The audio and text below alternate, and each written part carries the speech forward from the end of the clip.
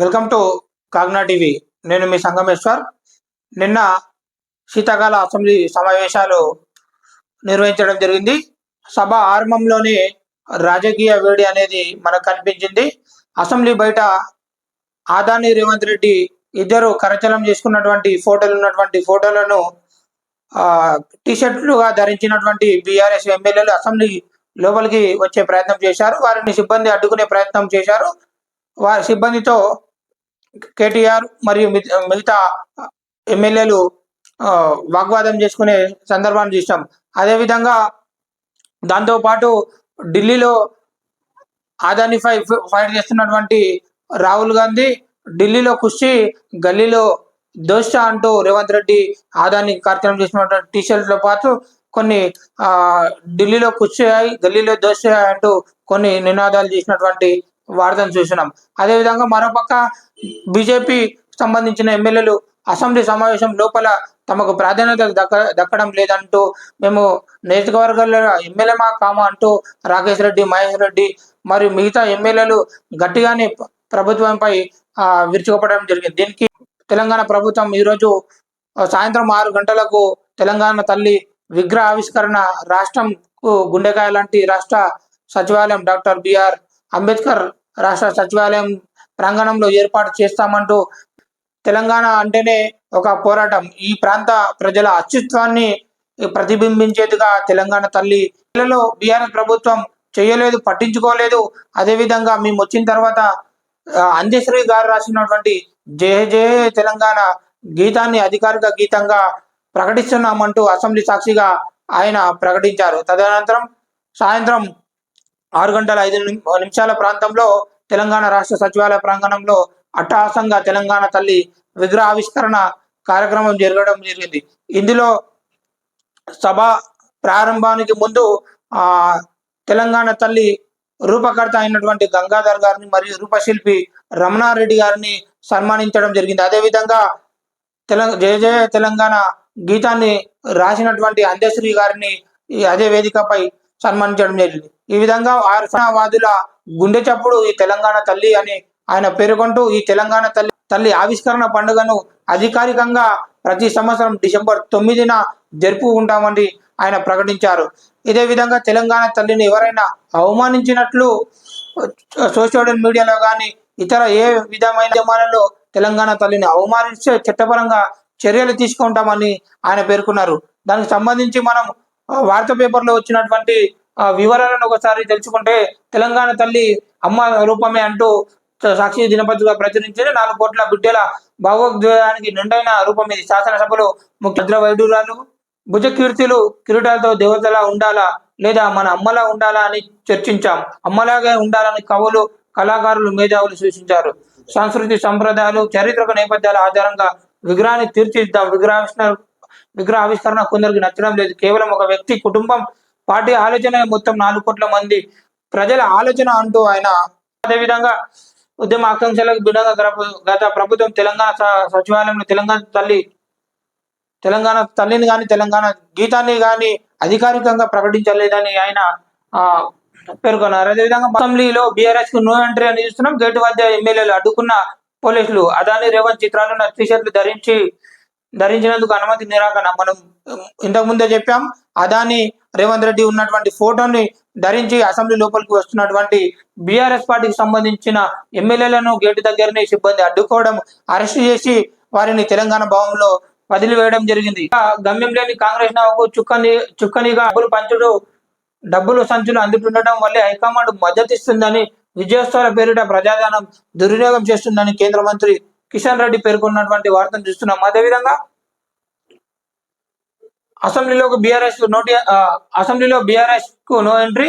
గన్పర్గులో తెలంగాణ అమరుల స్థూపం వద్ద నినాదాలు చేస్తున్నటువంటి బీఆర్ఎస్ ఎమ్మెల్సీలకు సంబంధించి ఫోటోను చూస్తున్నాం. సమాధానం చెప్పలేకనే అడ్డుకుంది అంటూ కేటీఆర్ ప్రభుత్వాన్ని విమర్శించారు. మరోపక్క నేను ఎమ్మెల్యేనా కాదా అంటూ పైడి రాకేష్ రెడ్డి ప్రభుత్వాన్ని నిలదీశారు. మంత్రులు మమ్మల్ని గౌరవించడం లేదు, ప్రోటోకాల్ ఉల్లంఘించి అడుగడుగున అగౌరవపరుస్తున్న శాసనసభలో సర్కార్పై బీజేపీ సభ్యుడు రాకేష్ రెడ్డి ధ్వజం.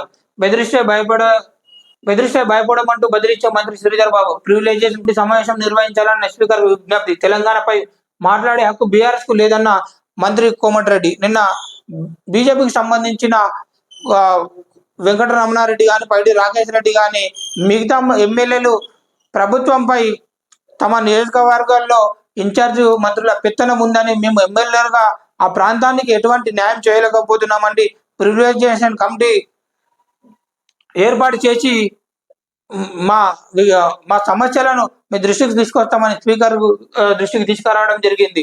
నిజంగానే ఏ ప్రాంతంలో అయినా ఓటేసినటువంటి ప్రజలు తమ ఎమ్మెల్యే ఏం చేస్తాడా అని ఎదురు చూస్తారు. కావున ఏ ప్రభుత్వం గద్దెనెక్కినా అధికారంలో పక్షంలో ఉన్నటువంటి ఎమ్మెల్యేను డామినేట్ చేయాలని చూశారు. కాబట్టి ఇలాంటి సాంప్రదాయాలను విడిచి తన నియోజకవర్గంలో తను ఎమ్మెల్యేగా చెల్లమని ప్రభుత్వ సహకారం ప్రతిపక్ష ఏ ఎమ్మెల్యేకైనా ఉండాలని బీజేపీ ఎమ్మెల్యేలు పేర్కొన్నటువంటి వార్తను మనం చూసాం. అదేవిధంగా బీఆర్ఎస్ కు మాట్లాడే హక్కు లేదు అంటూ కోమటిరెడ్డి నిన్న బారసపై విరుచుకుపడ్డారు. తెలంగాణ మన తల్లి, ఏటా డిసెంబర్ 9న తెలంగాణ అవతరణ ఉత్సవాలు అంటూ అసెంబ్లీలో ప్రకటన చేసినటువంటి రేవంత్ రెడ్డి గారికి సంబంధించి మనం వార్తలు చూస్తున్నాం. అదేవిధంగా నిన్న అసెంబ్లీకి చదువుకుంటారు. అక్కడ నాణ్యమైన భోజనం అందించే వంటశాల పరిశుభ్రంగా ఉన్నట్లయితే వారికి ఎటువంటి రోగాలు రావు. ఎంబడే ఈ కిచెన్ షెడ్లను ఏర్పాటు చేయాలని, ఎక్కడైతే లేవో కిచెన్ షెడ్లను ఏర్పాటు చేయాలని ఆంధ్రజ్యోతి దినపత్రిక ప్రచురించి, వికారాబాద్ జిల్లాకు సంబంధించి వికారాబాద్ జిల్లా పూడూరు, దోమ, తాండూరు మండలం మల్కాపూర్, పెద్దేమూరు ప్రభుత్వ పాఠశాలలో వంటగదులు లేకపోవడంతో తరగతి గది వరండాలు వంటలు చేస్తున్నారు. తక్కువ విద్యార్థులు ఉన్న చోట గిరిజన తండాలో ఇళ్లనే భోజనం చేసుకొని వండి పాఠశాలకు తీసుకొస్తున్నారు. విద్యార్థులకు వండిస్తున్నారు. దళితాబాద్ కిచెన్ షెడ్ లేని కారణంగా పురాతన షెడ్ లో వంట వార్పు చేస్తున్నారు. బస్రాబాద్ లో 15 ఏళ్ల క్రితం చేపట్టిన కిచెన్ షెడ్ నిర్మాణం ఇప్పటికే పూర్తి కాలేదను ఆంధ్రజ్యోతి పత్రిక ప్రచురించినటువంటి వార్తను చూస్తున్నాం. నేతలు సర్పంచ్ రిజర్వేషన్లపై ఉత్కంఠ. మరోసారి కాంగ్రెస్ బీఆర్ఎస్ ల మధ్య పోటీ. పట్టు నిలుపుకోవడం కాంగ్రెస్ కు పెద్ద సవాల్. ప్రభుత్వ వ్యతిరేకతపై బీఆర్ఎస్ ఆశలు. అసెంబ్లీ ఎమ్మెల్యే బయ్యాని మనోహర్ రెడ్డి ప్రజాపాలన విజయోత్సవంలో భాగంగా ఈ నెల 1 నుంచి 8 తారీఖు వరకు గ్రామాన తిరిగి వివిధ శంకుస్థాపనలు మరియు ప్రారంభోత్సవాలు చేసినటువంటి మనోహర్ రెడ్డి గారు అసెంబ్లీ సమావేశాలలో పాల్గొనడం జరిగింది. ఈ విధంగా వారు మాట్లాడుతూ విజయోత్సవాలు చేసినందుకు అందరికీ ధన్యవాదాలు చెప్తూ తాండూరు ప్రజల సమస్యలకు అసెంబ్లీలో గొంతుకనవుతూ అంటూ ఆయన పేర్కొన్నటువంటి వార్తను చూస్తున్నాం. నిజంగా తాండూరు చాలా రోడ్లు కానీ మరియు సాగునీటి ప్రాజెక్టులైన జుంటుపల్లి, శివసాగర్, కోట్పల్లి ప్రాంత సాగునీటి సమస్యలు అక్కడ కందిబోర్డు ఏర్పాటు చేసే విధంగా ప్రభుత్వం ఎత్తాలని ఈ ప్రాంత బిడ్డలు కోరుకున్నటువంటి వార్తను మనం చూస్తున్నాం. అదేవిధంగా శిథిలావస్థలో ఉన్న షాదీఖానాను నూతనంగా నిర్మించాలంటూ ఎంఐఎం పార్టీ తాలూకా అధ్యక్షుడు ఎస్ గుల్చాన్ కోడంగల్ నియోజకవర్గానికి సంబంధించిన వార్తను ఇంతకు ముందే పేపర్లో చూసుకున్నటువంటి కన్న కొడుకుపై క్రూరత్వం, కత్తితో దాడి చేసి చంపే యత్నం, వదిలి వెళ్లిన భార్య తిరిగి వచ్చిందని గూతకం, అరుపులు విని కాపాడిన గ్రామస్తులు. కరణ్కోట్ పోలీస్ స్టేషన్ లో కేసు నమోదు అంటూ చూస్తున్నాం. కంటికి రెప్పలా కాపాడవలసిన తండ్రి కన్న కొడుకు పట్ల క్రూరత్వం ప్రదర్శించాడు. కొడుకును చంపితేనే తిరిగి వెళ్లిన భార్య వస్తుందని కత్తితో దాడి చేసి హత్యాయత్నానికి పాల్పడ్డారు. తాండూరు మండలం మల్కాపూర్ గ్రామంలో ఈ సంఘటన సోమవారం వెలుగులోకి వచ్చింది. కరణ్కోట్ ఎస్ఐ విఠల్ రెడ్డి తెలిపిన వివరాల ప్రకారం గ్రామానికి చెందిన మల్కోడ్ హనుమంతు భార్య ముగ్గురు పిల్లలతో కలిసి జీవనం సాగిస్తున్నాడు. హనుమంత్ భార్యతో తరచూ గొడవలు పడుతుండేవాడు.